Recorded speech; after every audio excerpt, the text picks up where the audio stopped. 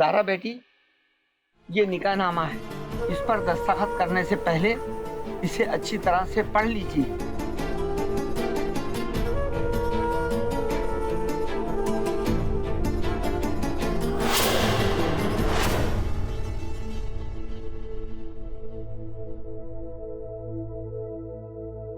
ये क्या लिखा है? ये आपके मेहर की वो रकम है जो आपके शौहर कबीर अहमद साहब आपको अभी से देना चाहते हैं। ये उसका 1 करोड़ रुपए का चेक।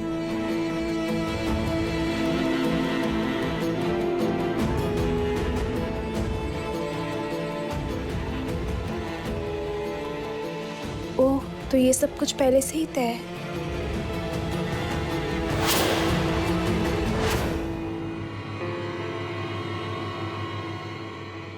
मगर ये निकाहनामा अधूरा है।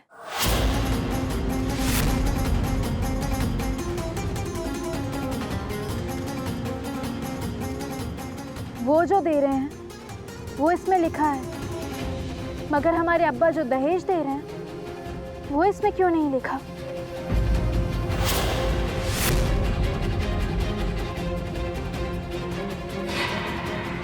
क्योंकि इस्लाम दहेज की इजाजत नहीं देता, और वैसे भी हमने कुछ नहीं मांगा है।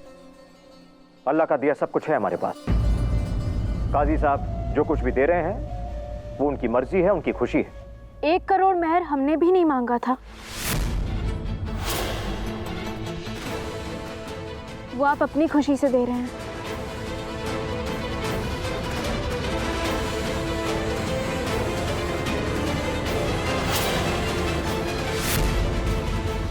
क्या मैं पूछ सकता हूं ये क्या तमाशा चल रहा है? ऐसी बेफिजूल बातों में हम वक्त जाया क्यों कर रहे हैं? और क्या मेहर मुअज्जल का मतलब ये नहीं कि जो भी मेहर तय की गई है वो फौरन अदा की जाए?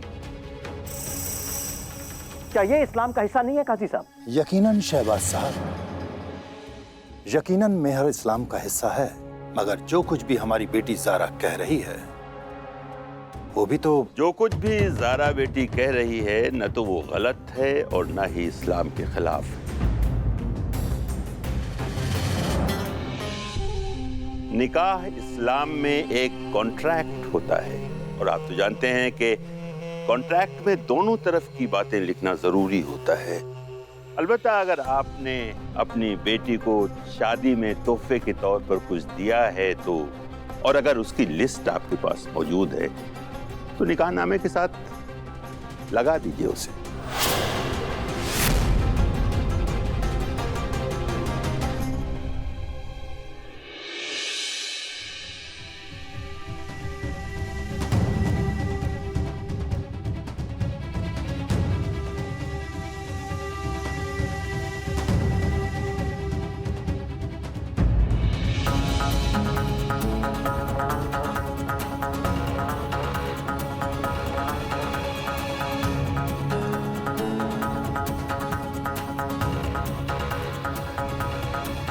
खुदा ना करे अगर कभी आपको तलाक का रास्ता चुनना पड़ा तो आप कौन सा तलाक चुनेंगे?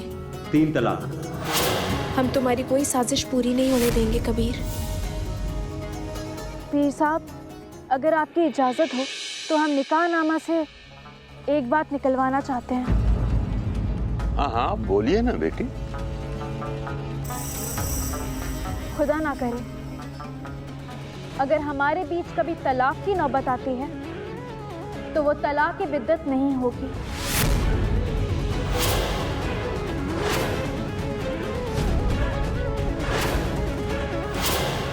यानी कि एक बार में 3 तलाक।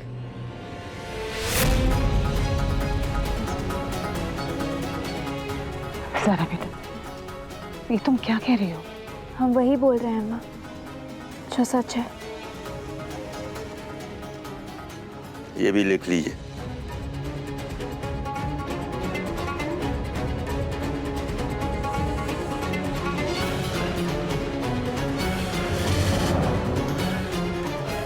अगर कभी तलाक नहीं हुआ तो कबीर हमारा कभी नहीं हो पाएगा।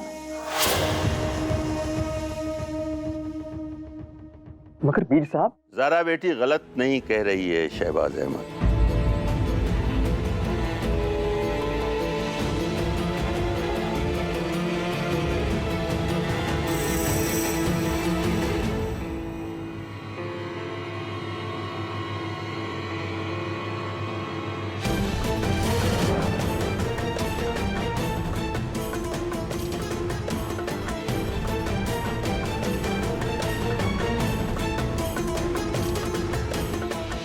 लीजिए कबीर अहमद साहब।